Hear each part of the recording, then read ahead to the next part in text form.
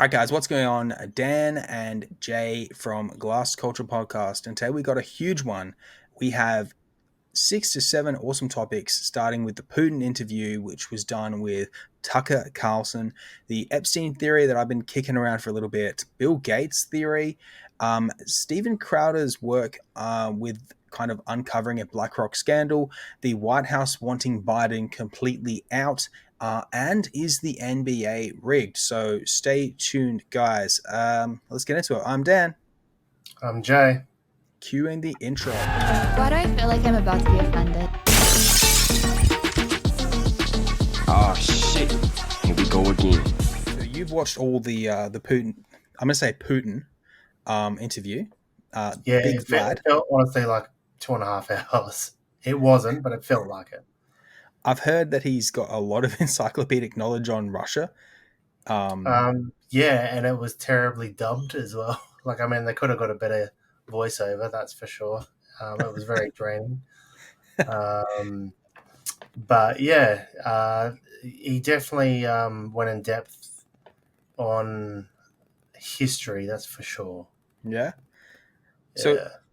with your watching it, like you said, it feels longer. I sat through the first 20 minutes and I intended to watch it, and I just haven't mentally prepared myself to do it. What kind of bombshells did you see? What was the demeanor like in the room? You'd feel it's pretty cold. Um, he comes across very charismatic, um, very organized, and prepared for any questions or any kind of anything that may arise. And he was in total control of that conversation. So anytime Tucker would try and redirect him or take him off of what he was trying to explain,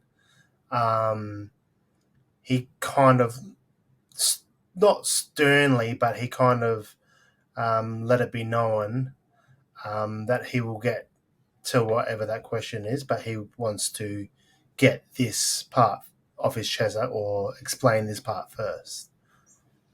Okay. So I mean that as weird as it sounds, that sounds pretty right for somebody who hasn't had his side of the story told in a way. So you'd think he's maybe trying to take as much advantage as he could, um, I mean, he was also, I guess, theoretically. very strategically um, wording things and not overplaying certain hands. I mean, he could have just come out straight up and literally exposed America and everything for everything that they've done or been doing, but he chose not to. Um, whether is that by choice, I don't know, but that's kind of what it was like.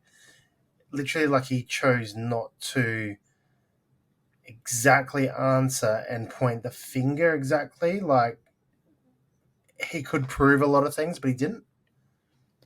So you think And he then it was makes you playing question, a like, yeah, it makes you question, like, well, does he have proof?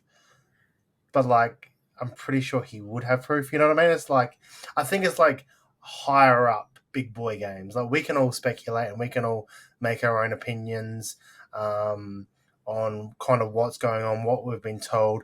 I mean, we've got America's side or the media's side now on what they're portraying and what they're doing. But at least now we've heard the opposition's side. Um, so, I mean, you can take it with a grain of salt, or you can put two and two together and make your own assumption like, all right, well, that does sound very plausible.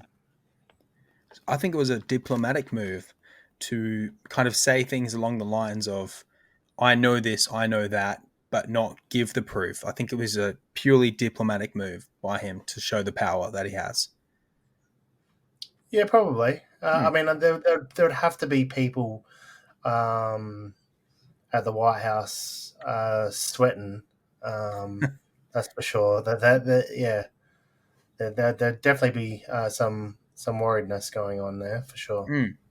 I mean, and here's the thing, right? It's not about taking Ukraine's side or Russia's side. It's purely about um, Zelensky, the Ukrainian president, has basically been, eroticized in American culture. He's hosted awards nights. He's been given countless opportunities to speak, and it's just good to hear the other side, right? It's not about taking a side now or anything like that. It's literally about hearing what the hell's going on in this part of the world from both sides. I mean, it's definitely interesting to see that no one likes war. No one wants this war to continue. No one agrees with the war even starting. And I think everyone wants it to end. And there's kind of now been fingers pointed that there was an agreement to end this war, and Boris Johnson flew over there and basically screwed it all up and threw it in the bin, sort of thing, and didn't want the agreement to go through. Now, whether or not there was some stuff on that agreement that we couldn't let go through, I don't know. I mean, or was it just to flex and show who's a bigger boy? You know what I mean? Like we're a bigger country, we're a stronger country.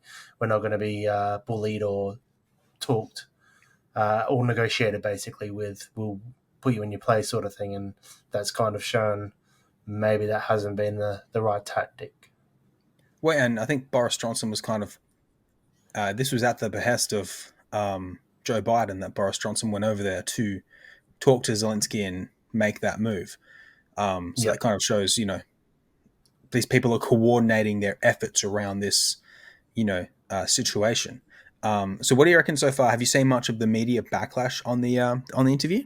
I've seen the backlash more than the actual interview. I mean, I've heard a little bit of backlash from Hillary Clinton's side. But other than that, there hasn't really been a lot of chit chat or talk on any of the main media stuff. I mean, obviously, we follow Russell Brand, and he's given his take, and a few other influencers and media people, independent media people, have spoken about it.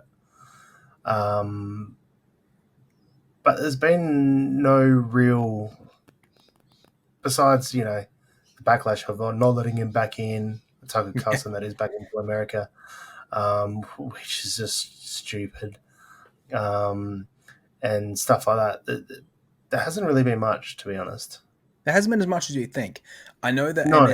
MSNBC and CBS and everything like that, they've branded Tucker Carlson a useful idiot. Yeah. Basically, he's just this guy that's pushing the agenda, and he's told to push an agenda, and that's really interesting coming from those people who have universally parroted the exact same messages at the exact same times. Have you seen these clips of NBC and CBS and everything just repeating the same news article over and over and over in the exact wording? Yeah, but I mean, like, those media companies are pushed to do a certain narrative that they want. Those are the useful idiots. They are the useful idiots. It's funny seeing independent someone media else a useful are idiot. the free ones that can talk about anything. So, and we'll talk about anything, and we'll give their opinion and their side of what they see. So, I mean, to me, that's more free, and it's up to you if you want to believe or not believe. Yeah, I know. He interesting moment in the interview. He talked about kind of asking for what looks to be like the immediate release of the guy that they had over there. I think that shows balls saying that, asking that. I mean, he might have already been told to do that. Maybe he could be deep planned. down. Yep, could be planned, or maybe he deep down feels like that would be a win for independent media. As he was an independent media. I mean, there is some circulations that he was actually working with the CIA and stuff like that. But I mean, Putin definitely said it wasn't out of the question. with negotiations, but they have been quite willingly negotiating with America and not getting anything back. So they've been the ones that have been apparently doing all this and letting this person and letting that person, but not actually getting anything back. So, I don't know. Again, Well, the last trade was a WNBA star for a worldwide arms dealer. I think that's pretty lopsided. Yeah. But yeah, it's crazy that Tucker Carlson went over there.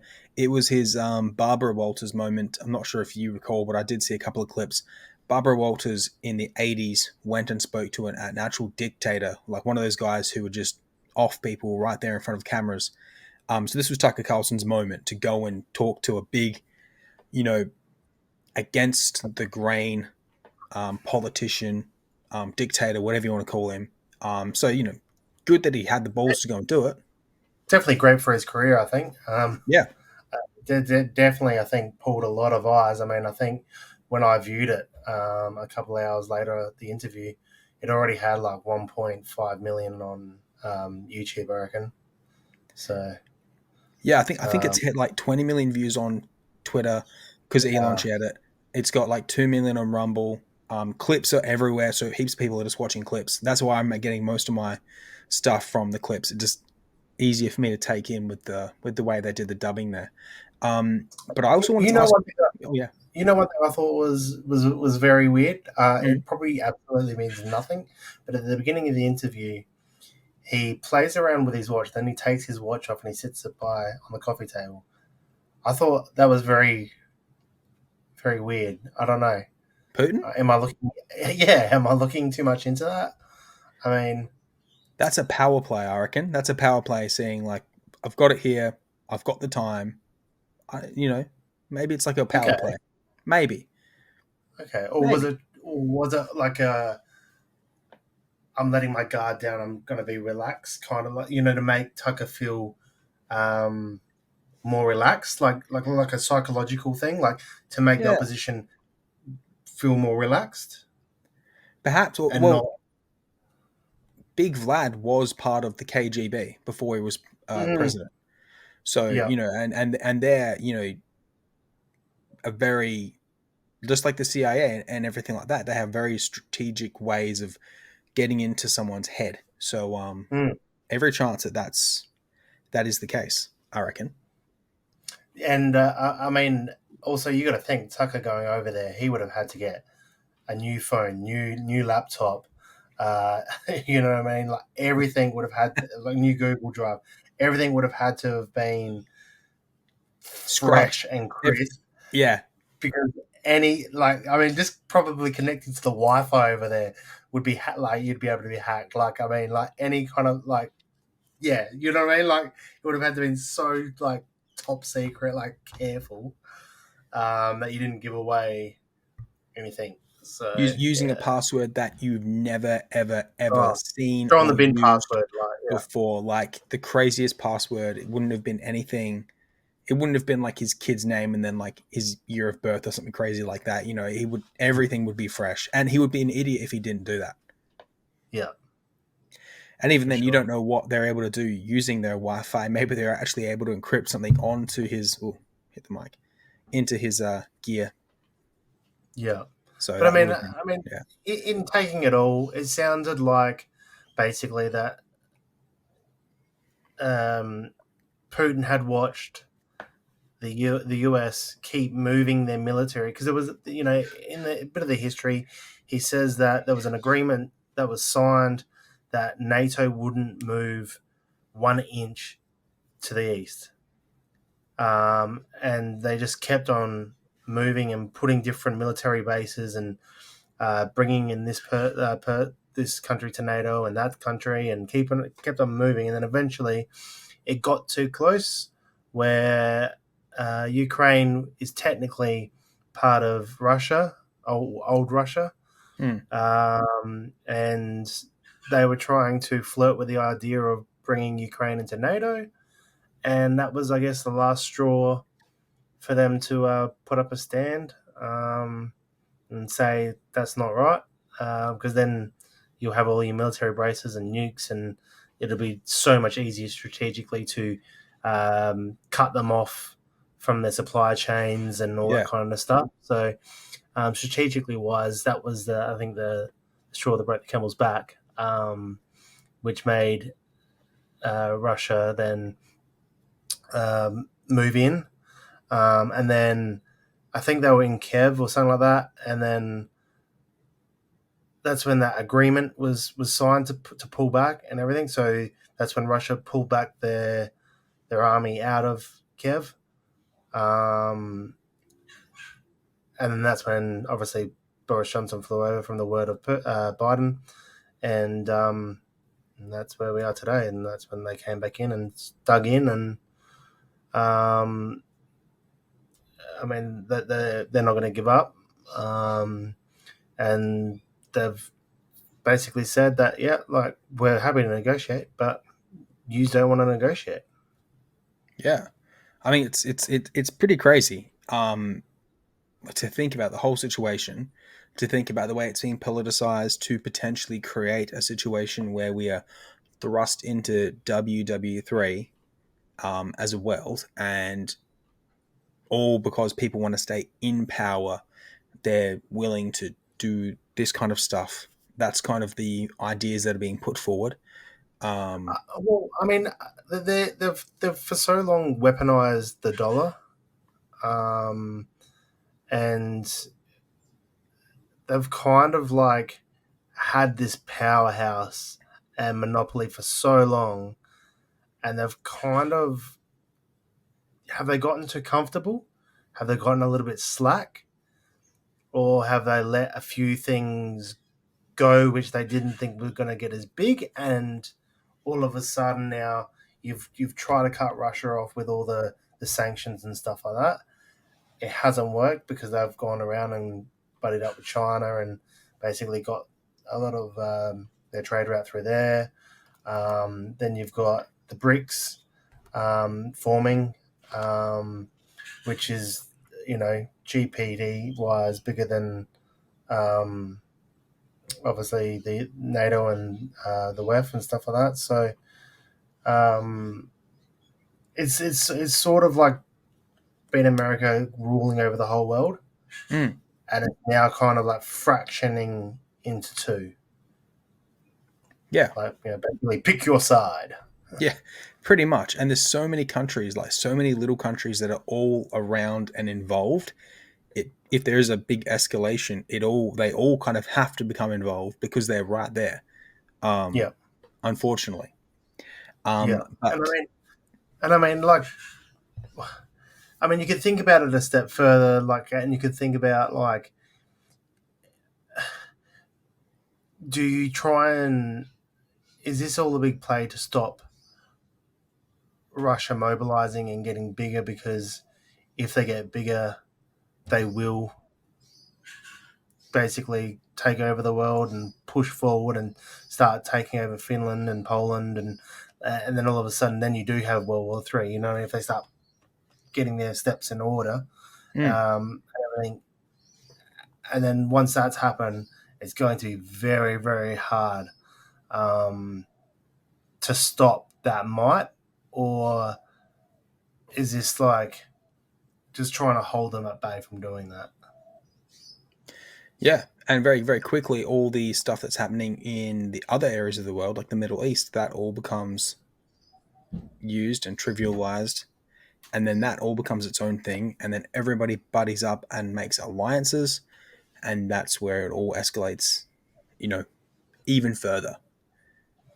Well, because war is so profitable for America because they basically own all those industrial complexes with weapons and stuff like that. So any of the countries that are buddied up with America have to use whatever weapons they're told, which are the ones from the. But basically, like our with the vaccine. Well, this is like totally, but kind of like just a simple way to explain it. Like where the governments here said you could only get Moderna or Pfizer, and there was a couple others that were coming into the market, and they wouldn't let it go through. You could only get one or the other, pretty much. I mean, there was AstraZeneca for a little bit, but I mean, it was pretty much just the two. That sort of like that's what it's like. Like they've told you can buy this weapon or that weapon, Mm. and that's what you can kind of use. So that way they own it and they get the profits and all that kind of stuff. Yeah, so it's like there's only Pepsi, there's only Coke. Yeah, I guess so. If you want to dump it down even further, I've dumbed it down to a kid level there.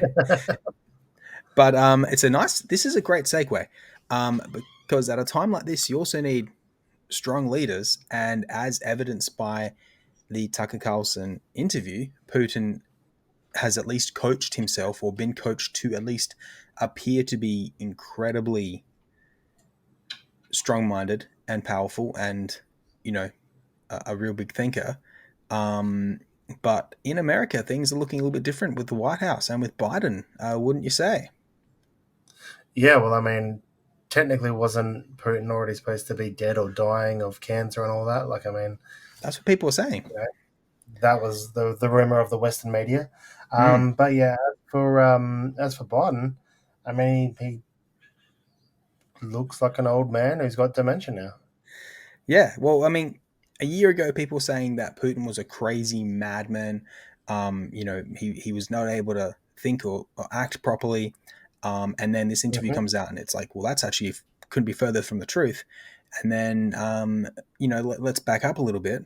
Biden beat Trump in an election that many think were rigged. 3 years ago or so. You had situations where people who were dead were voting for Biden, and all kinds of crazy things like that. So he's got in maybe through nefarious ways. We're not here to say yes or no to that. And over the last Well, I three mean, years, that's why the borders are open. So yeah, to you bring know people in how so they can vote for him. yeah, so that's exactly why the Democrats have left this border open and flooding all these immigrants in, because they generally 99% of them vote democratically and they will vote for Biden. So you got 21 million people at the moment, I think it is, that will be voting for Biden to get their numbers up. Exactly. That's one strategy they're going to use because those people are going to be thankful to the administration that's brought them into the country, even though they're being shipped from Texas to New York. And you've got a whole bunch of people that were maybe born and bred in America that are angry that they have so many people coming into they've got to give up their houses. You're having schools that are being shut down, hospitals that are being shut down to accommodate these people that kind of have illegally just walked across. But over the last And three the bad years, types of people as well. sorry. And the bad types of people as well, like the Well, these people terrorists, aren't being. the people, Yeah, you know. exactly. There was actually a Middle Eastern terrorist that was actually coming across the border with South American migrants, and he basically was just like, no one's gonna know any difference. He's just gonna walk across. So that's the craziest thing. You don't know who you're bringing across. Exactly. But over the past 3 years, we've seen Biden's health completely deteriorate to the point of him just being asked softball questions about what ice cream he likes, like real stupid stuff like that. But now there's been a complete flip. There's been a total switch. And the man, what do you call them? The puppet masters? Is that what you say? Yes. Yeah, exactly. Puppet masters have finally decided they need to make Biden look weak because they're going to put somebody else in power. So who do you think they're going to put as the nomination, the person who's going to be going up against Trump because they need someone Michelle quick? Obama. Michelle Obama, Big Mike. Okay. Yeah. I'm Yeah. thinking they're probably put Big Mike So in. from Vegas odds, Mhm. she went from like 40 or so in candidates in Vegas to now I think third or fourth. Wow. So Vegas knows something that we don't. Yeah. Well, there was one option, Gavin Newsom. He is the I think the California what, premier or whatever you call it, whatever the equivalent is, governor. And in San Francisco, for example, you've seen homeless rates just increase ridiculously under his reign. So people are notably cautious about what would happen under a Newsom administration for an entire country, because you're seeing what he's done in that state. But yeah, Michelle Obama probably is going to be the option. People are saying that they want Kamala Harris out. They don't see her as a viable person to take over. No, exactly. Word on the street is she's definitely out. And Michelle Obama is basically the break glass in case of emergency. Mm-hmm. And this is the emergency. So if they fear Trump, and Trump will come in and he will seek revenge, if they think that he's going to seek revenge, then they're putting in Michelle for sure. Yeah, because I mean, you think about Trump versus Biden in a debate right now. I see Trump really walking all over him, because Biden already, he's misquoting himself. He's saying that he's spoken last week to presidents that died 10 years ago. He's saying all these kind of things, and people He couldn't even remember Hamas. yeah. I think he We also were called. fumbling around for about 10 minutes trying to, and then someone in the audience had to yell out Hamas, and he's like, "Oh yeah, Hamas." Yeah, I mean, how do you think this man's going to go in a debate? He's going to need somebody in his ear on an earpiece the entire time, feeding him lines, and I don't think he'll be able to do that properly as well. And So I think you're right. You know what the big deal is here? I think a lot of people used to vote based on, like looks and, like, like Biden's a nice old man. He's going to do good for us. I buy that. You know what I mean? And Trump had the, he's arrogant, he's cocky, he's degrading to women a bit. Do you know what I mean? Like he's got that, that kind of That's swagger. persona, basically. Mm. And it's not about the looks or whatever of someone. It's what policies are you going to put in place, and what policies are you going to make happen? Yeah, That's what you need to vote for. It's not like, oh, I'm going to vote for this person because this person says they're going to do this. Because at the end of the day, half of these politicians, they get in, they like we've joked about it before. All you need to do to run is say, hey, I'm going to give everyone $1 million who votes for me. So anyone that votes for me, I'll give $1 million. And then once I get voted in, I'll be like, oh, look, sorry, unfortunately, and you just make up some bullshit. Yeah, if it sounds too good to be true, it probably is. Exactly. You make all these promises and then you backtrack. That's what 99% of them do.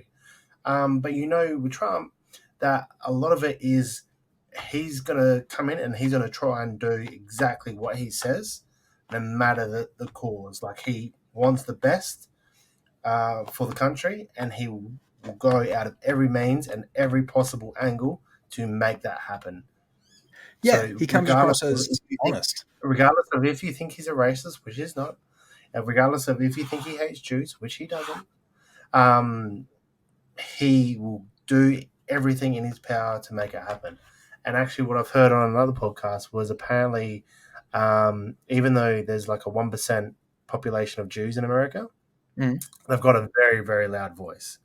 Yeah. Like, you know what I mean? Like, you can have a room full of like 200,000 people, and all it takes is that one Jew in there that has, a YouTube channel or something of 2.5 million people, and then all of a sudden he shares it because he agrees, and then you know what I mean. So they're looking to basically go with Trump. They have realized that there's been those basically the saying that Jews are Zionists, and basically having all this Palestinian stuff that we stand with Palestine and all these marches, and the Jews are just like, what the hell? Like, we went through the Holocaust and everything. Like, we've been suppressed, but it's okay. Like, you can't say the N word. You can't go about like degrade trans people. Yeah, the LGBT community. You'll get fired. You'll get this and that. But it seems like at the moment you can say whatever you want about Jews. It's okay. You Yeah, can I mean, the hammer into it. Biden You know what administration I hasn't been mean? good to them. Exactly. So it's sort of like they're now going, yeah, this is the way it needs to go. So apparently they're looking to put their vote there. Also, a lot of the black community as well, more now than ever. So for the last 40 or 50 years, the Democrats have had pretty much, I think they're like a 30% population in America, but they're voting. Like this is voting wise, not like Yeah. actually numbers, but and most of them vote Democrats. Apparently, this will be the biggest swing of them changing sides and voting for Trump because they're not being looked after either. No, well, they're not. And They've been treated as an afterthought. yeah, They've been kind of so used, with Kamala Harris, they've just been used yeah, yeah, realistically. But if you look at yeah. history, I love watching those clips of people who say, oh, which Republicans or Democrats, who did this for you? And the black folk always kind of say, oh, Democrats. And I was like, actually, no, it's Republicans. The Republicans have I done love it. far The Who more. freed the slaves or Yeah, basically ended exactly. slavery. Yeah, Exactly. The Republicans have done more for that community. It's just not for seen so that way. long, Republicans have had the grain of being like full, KKK, Racist anti. rednecks, and Yeah, yeah, that's their you know, that's the stigma. what they've been identified at. Yeah, their stigma, and it's starting to. And well done to the Democrats for playing on that for so long. But Yeah. it's just come to realization now. People are starting to wake up and see that isn't the case, and it wasn't the case. So that's where that shift now, Took a as of while. now, is going to flip for sure. Yeah. But I mean, yeah, obviously things in America not doing so well. You've got podcasts talking about it. You've got people flipping on the fly. You've probably seen Stephen A. Smith blasting the Democrats, and he's been pretty much Yeah. pro-Democrat. Yep. Michael Rappaport, who is a Jewish actor, comedian I saw actor, that one. Yep. Yep. from The Sixth Day, a great Arnold Schwarzenegger movie that you need I to think he watch. was also on Friends. It's He was an episode of Friends. he was also in Next Friday, Ice Cube movie. Oh, Yeah, there we go. He has flipped. He was the most hardcore anti-Trump yep. person, and he has Yep. hardcore flipped. If you can flip someone like him, that says something, because he's the kind of person who will go on talk shows, who talks with a loud voice. You can't talk over that dude. So Exactly, if and that's exactly what I was saying with that 1%. mm, Do you know what I mean? Like you get he's someone Jewish, like yeah, that, of course, yeah, and then boom, like you know what I mean? It's just spread out there, like yeah, for sure. yeah. It's totally crazy. What's going on there with all of that. But this also kind of segues nicely into the next topic I have. I've lined this up in my head mentally. Speaking of whoever the president is, the conspiracy theory is whoever is controlling the country is essentially being held slave by a puppet master. And I think I've got a theory which might be just fun to talk about. So let's get into it. Are you ready for my Epstein theory? Hey, let's do it. All right, so you've heard a lot of my Epstein theories. I've said a few of them on the channel. Everyone's got their own theories on Epstein and the Epstein Black Book in particular. But my theory is that no matter who is in control, if you look at the last 3 to 4 years since Epstein had his everything seized and he's died, some pretty suspicious things have been taking place. The LGBT move has been going from kind of here to here. You've seen, black versus white relations go from here to here because it's worse now than ever. And my theory is that the Epstein Black Book being held by, and it is right now, officially it's being held by the FBI director, but I'm not sure who he is in bed with. He was appointed by Trump, but apparently the FBI hate Trump, so I don't know what you can really put your faith into. But apparently, my theory kind of goes like this. Whoever is in charge of the country is at the behest of that black book and those names and the archival footage that they have taken from Epstein Island. Everybody that you see, the entire thing could be controlled by something like, and this is just theories as well. I don't, I am not suicidal. Um, it could be controlled by a major financial institution, maybe starting with B, maybe starting with V. I'm not here to speculate on that.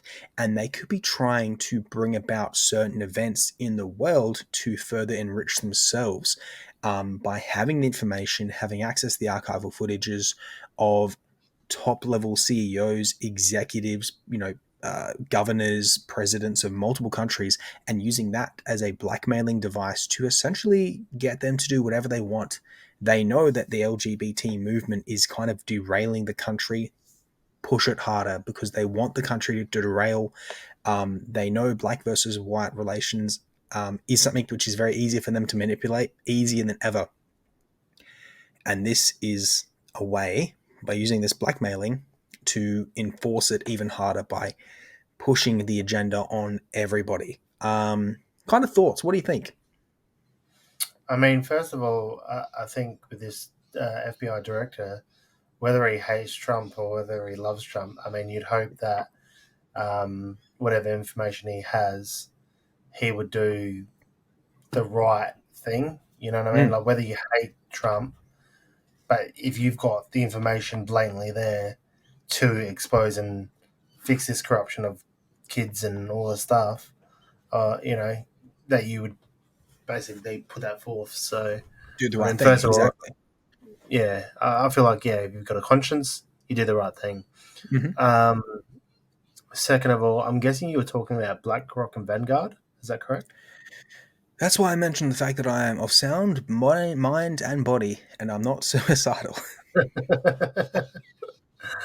I mean, you could always put J.P. Morgan in there as well. Yeah, Um, any large institution. I was thinking that the Rockefeller families. It could be secret societies, even. yeah, Not sure how that's all in bed with each other. yeah. Who knows? I mean,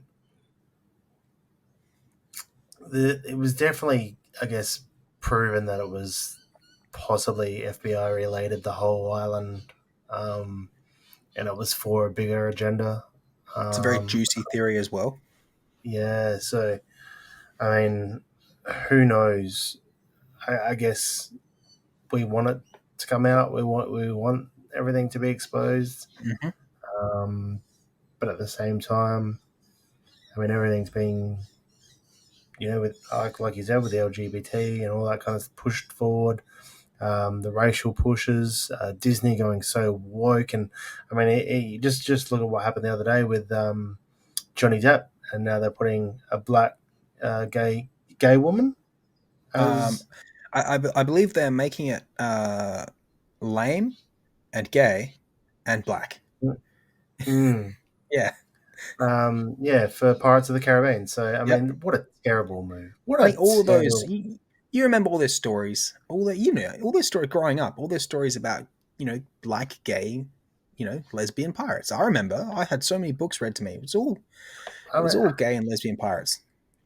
it's just it's honestly got nothing to do with that. It's black. It's got nothing to do with that. It's gay. It's got nothing to do with it that it's a woman. It's just the triple threat of it all. It's just so stupid. Like, you know what I mean? It's so stupid. Who's pulling the strings there? Honestly, at Disney, Exactly. who's pulling the strings there? Because you need to go. Like, I mean, even a simple-minded person that hasn't gone to any schooling or done any education could step into your role and literally make money for Disney. Yeah, It's, it, it, it, outshine them. it's the easiest thing to do at the moment. It's the easiest thing. Like, you could have half a brain. A monkey could do it. A monkey could go in and do a better job at the moment at Disney. What are they doing? How does it How does it all get through? Like, surely there's a person and there's like a board and everything's going to be voted on. So does that mean the whole board is all numbnuts as well? It's Like, just doesn't it's just anyone monkeys stand at up? typewriters typing, just like in The Simpsons. They predicted it. Oh my god. Um, But yeah, Um, so yes, I, it's crazy. I don't know. I don't know with the theory. It's definitely very plausible. I mean, any theory is plausible. Um, so I mean, the other thing to think about is the FBI literally using the whole island as a setup to specifically record people of influence and then use that as ammunition later. But my reasoning for why people maybe haven't been brought to justice immediately is because theoretically the case, and this is taking the side of FBI saying they're doing the right thing, you could theoretically say that they're building their case. They have so much stuff, but because there are so many influential people, the FBI need to almost be quadruply careful. They need to get everything like perfect because if they have one thing missing, um, these they'll people get probably off. have the They'll have most the money, the expensive lawyers. resources. So you got to dot Exactly. your T's. Yeah, Dot your I's and cross your T's. Yeah. because this isn't just like catching somebody doing something bad with kids and then arresting that one person. This is potentially 800 people with video evidence and everything, and these people could have the world's best alibis, the world's best this, that, and the other. I mean, by the time AI becomes good enough, these people are also going to have AI as another point that they can use to say, oh, it's not me, it's AI, because Yeah. AI is so efficient right now. As bad as that Yeah. sounds, that could be something that they could use as a plausible deniability, Yep. For sure. unfortunately. Um, so yeah, but yeah, basically the biggest crime that you can commit, in my opinion, is that to underage kids. And the second biggest crime in this scenario would be all the people that were involved getting off scot free. It's not enough to have that one little lady in jail. You need to have a lot more people locked up, in my opinion. Speaking of Epstein Island, I told you before we were going to be talking about this other individual, but we're going to segue. And speaking of Epstein Island, we're going to segue to Bill Gates. But we're not going to be talking about Epstein Island, Bill Gates theories. Have you heard about Bill Gates owning potato farms? Yes. Yes. He is the McDonald's. McDonald's. Exactly. He is the world's biggest owner of potato fields for the specific type of potatoes that McDonald's requires, which sounds like a sound investment when you first hear about it. But have you heard a lot more about this kind of arrangement he's got?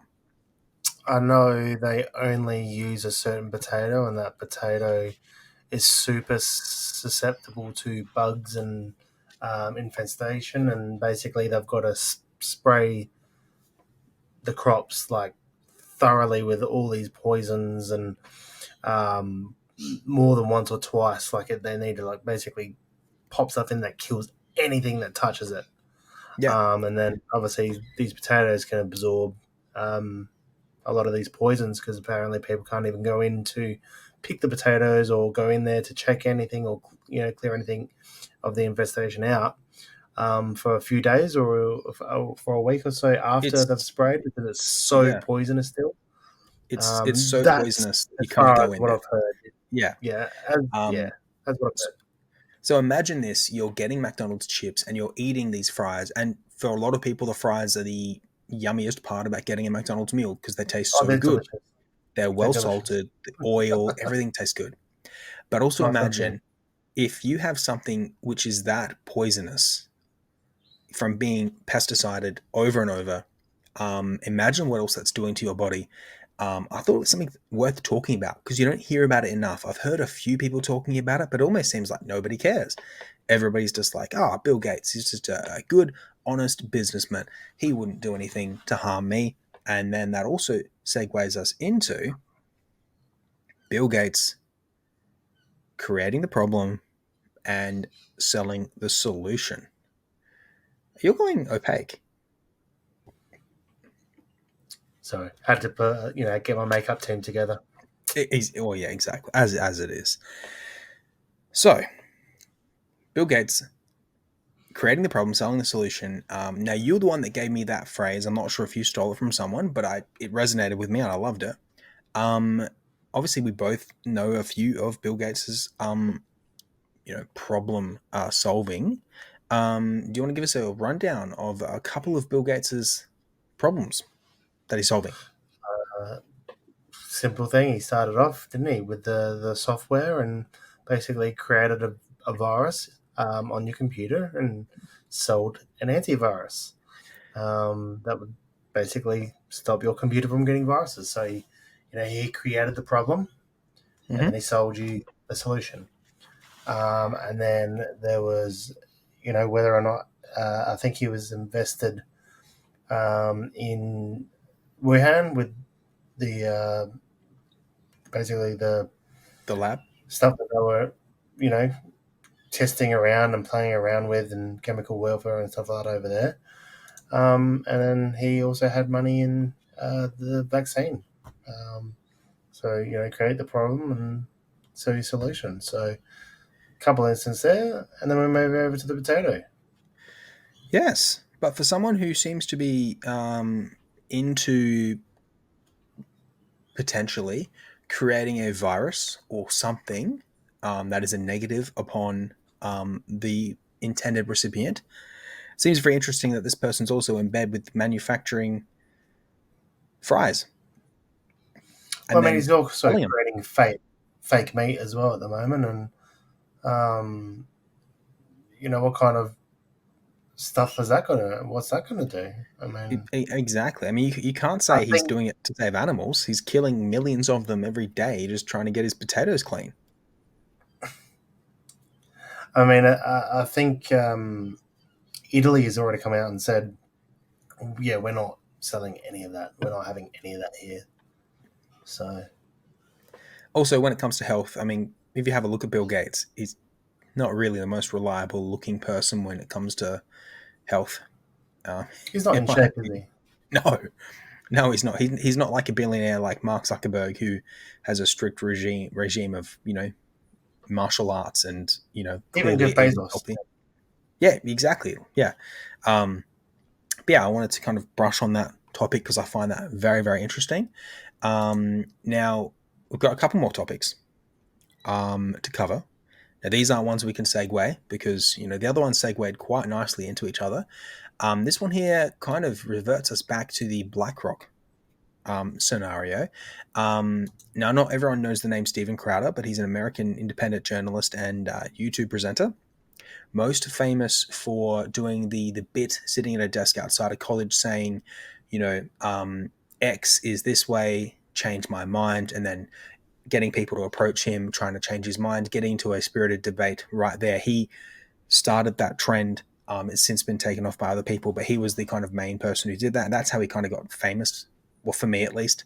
But his team of journalists and investigators have found a kind of semi-terrifying thing through a BlackRock employee involving, and for YouTube reasons, we'll just say kiddie fiddling, which is, uh, a nice way of putting what it is, obviously, bad things.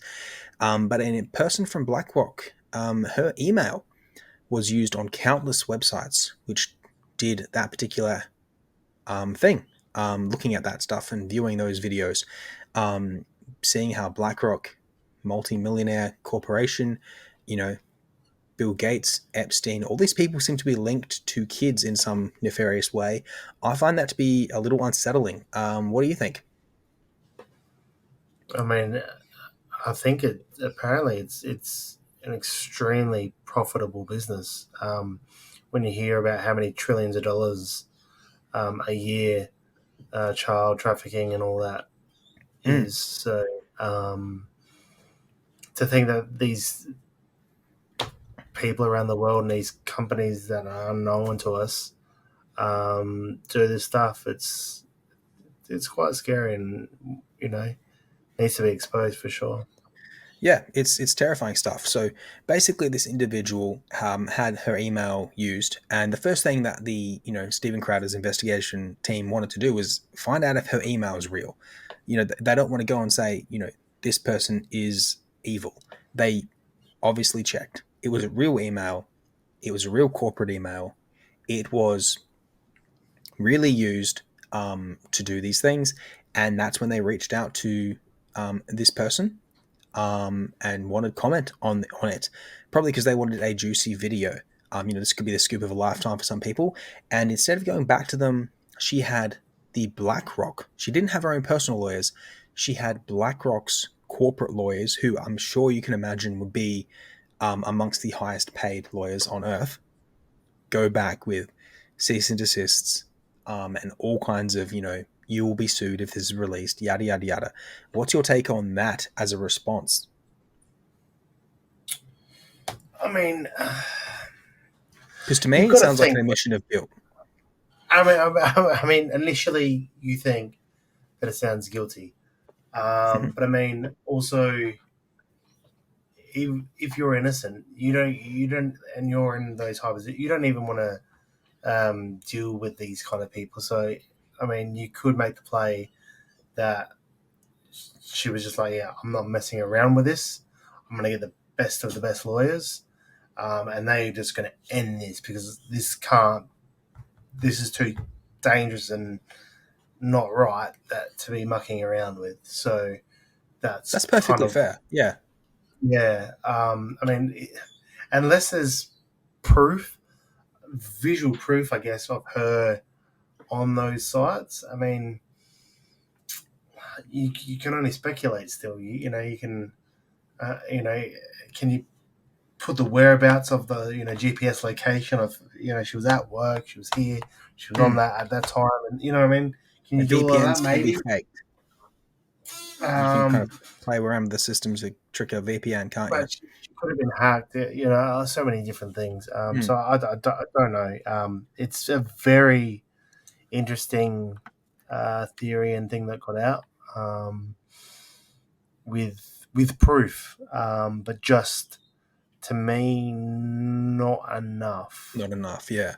It's one of those touchy subjects because you hear about that and you think, okay, BlackRock, one of those large entities, and they have to be. You think they have to be involved with all this other kind of weird stuff that's going on in the world, and then you hear this and you kind of think, oh my god, that pieces it together perfectly. So you don't want to jump down the rabbit hole, but you've got a incredibly level-headed way of looking at that.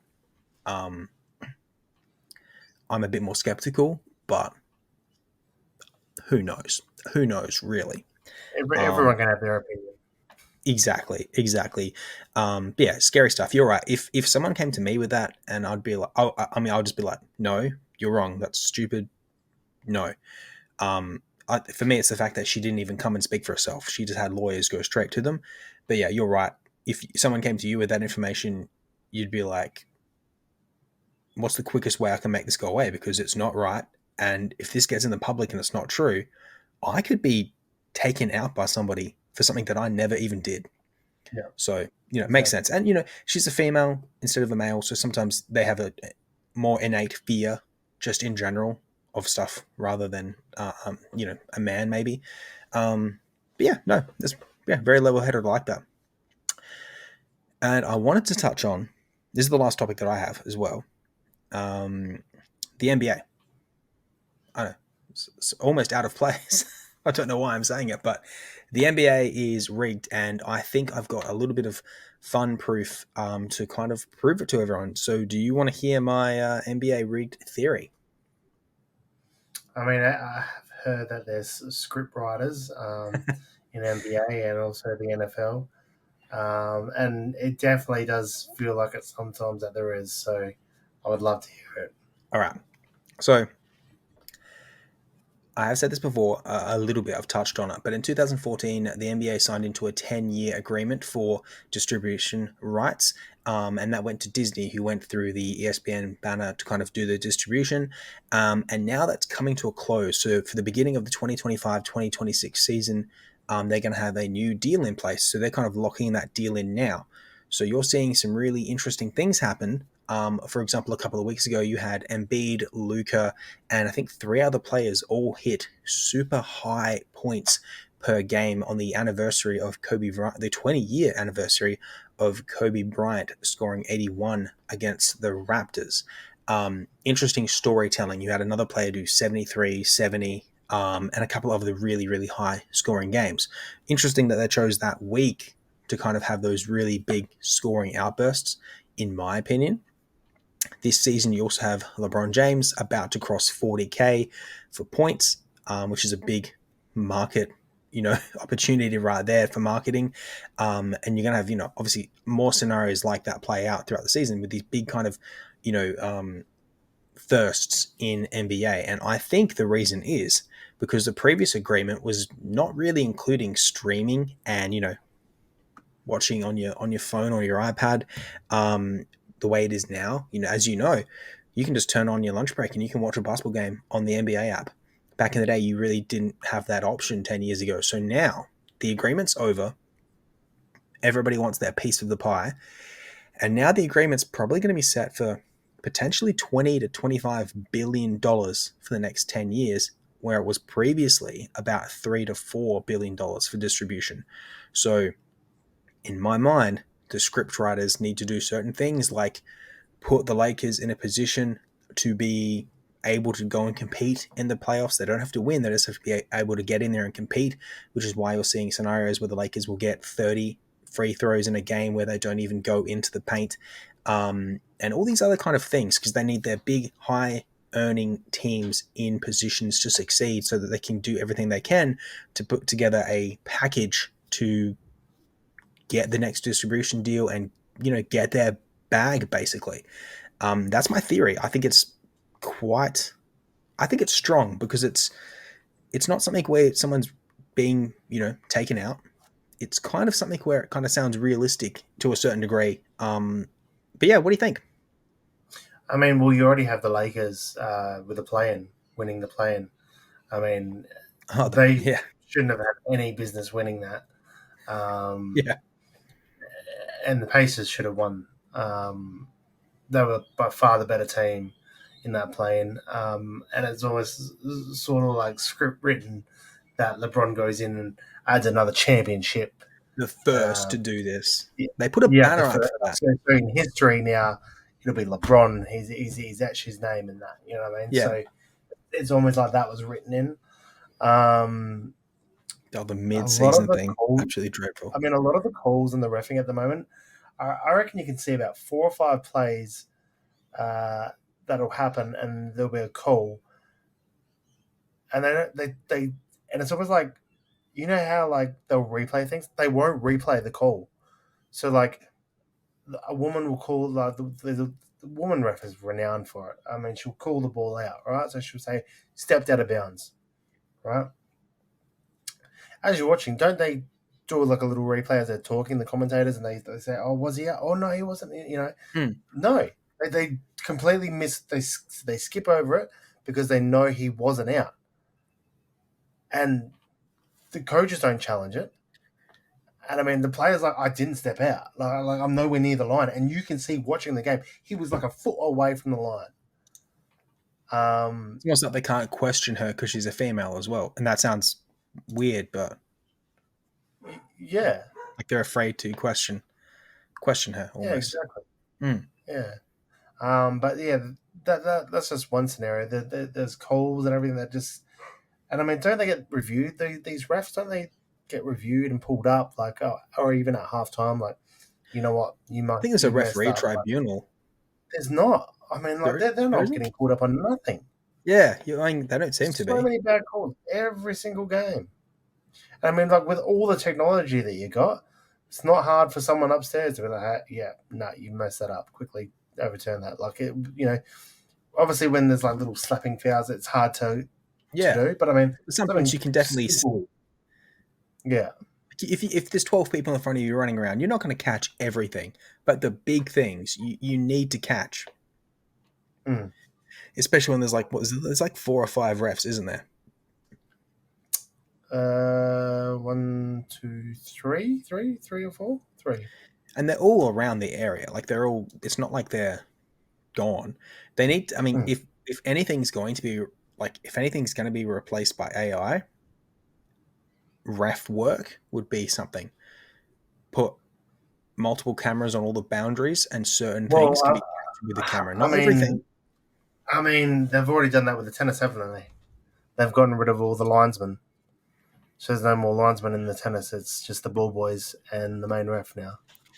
I really like the linesman. I like the and you can't challenge because AI wins. yeah, yeah. So it's annoying, but I do like the linesman, and hearing that out, that's They were stuffing up a lot though, so that's the thing. You yeah. know what I mean? So, I think the ball moves pretty fast. So yeah, and then you get out of rhythm as a player and stuff like that. So, I mean, it's probably been a good thing, but I mean, there you go. There's some people that lose their jobs. so it can be. I guess it can be kind of match altering, game altering, whatever you might want to Yeah, say. yeah. But yeah, I do think the NBA maybe isn't rigged as a whole, but this last couple of seasons, knowing what they need to accomplish and knowing that every single They'll team has probably got market value. definitely push things or steer. Mm. They're definitely steering things in a certain way or a certain outcome. Like they'll try and make that team win. They'll give more favourable calls, etc., etc. So I think that's what it is. They're steering a team or a player or a thing to happen, Mm. and then obviously there is the randomness and fate that happens after that. So That's what I think. I mean, they can't make it too obvious, but yeah, they've definitely been pulled up and told, you need to make sure X, Y, and Z happen. In my humble opinion, but that is my theory there. Um, I wanted to touch briefly, going back a little bit. Obviously, Tucker Carlson's in Russia doing whatever people do in Russia. He's also going to be releasing a interview with Edward Snowden. Are you familiar with Edward Snowden? I am, yes. Yes. I'm actually more interested on the interview with Edward Snowden than I am with Big Vlad. Okay. I What's that? think, well, Edward Snowden was the one that kind of came out and released the whole, created a whole debacle about the US monitoring devices. All Um, the civilians. Yeah. yeah, he came out and that bombshell hit, and he had to flee his home country, go to a country that he probably doesn't want to be in at all, but he's there now and he's stuck there. If he sets foot in America again, he's gone. I'm more interested to hear his story and what he's had to go through since basically being exiled from the rest of the world. Okay. I think that's more interesting than hearing Vladimir Putin talk about you know things like that. Um, but apparently, he interviewed Edward Snowden before Vladimir Putin. So he met up with Snowden first, did his interview, then did Big Vlad. Yep. So yeah, I think that Okay. would be very Yeah, no, fascinating. it'll definitely be interesting. I'm sure it will have quite a few things he might expose and might say. Um, yeah. But that is breaking news. That is huge. Right now, Tucker Carlson Network, which is a Twitter page, is giving that information, and hopefully it's going to be getting dropped soon. I think he's waiting for the Vladimir Putin interview to kind of settle on views before he launches another, big Groundbreaking. view. Yeah, Yeah, for sure. exactly. Because when you look at it, like Edward Snowden's story is going to be a human aspect, talking to really a real person, not a career politician who's had, decades and decades of espionage training. This is talking to a real human. I think that's going to be more of a real story instead of a, potentially very highly planned and, trained for interview like the one that, Vladimir Putin would have had, in my opinion. Yeah. So that's interesting, and definitely look out for that. And we'll probably break that down in a future video once we kind of see that get launched. All right, thanks guys for watching. We went through quite a few things in this one here. We're going to have this segmented on the channel so you can watch the individual segments or obviously watch the full podcast episode. Don't forget to subscribe and join us on socials so you can join the discussion. Thank you very much. I'm Dan. I'm Jay. I'll see you guys next time. Thank you for watching Glass Culture Podcast. If you liked this video, click here to subscribe. If you want to see the full podcast, click here.